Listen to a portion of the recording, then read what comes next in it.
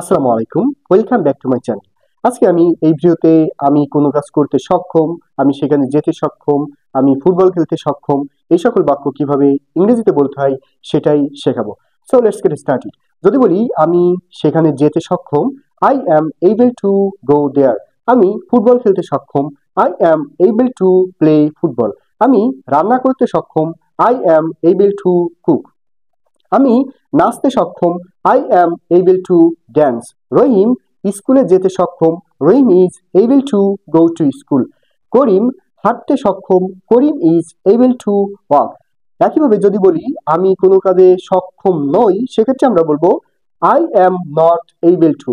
যদি বলি আমি নাচতে সক্ষম নই, I am not able to dance. আমি হাঁটতে সক্ষম নই, I am not able to walk. আমি ফুটবল খেলতে সক্ষম নই, I am not able to play football. So এইভাবে তৈরি করুন শত শত বাক্য। Thank you for watching. আল্লাহ হাফেজ।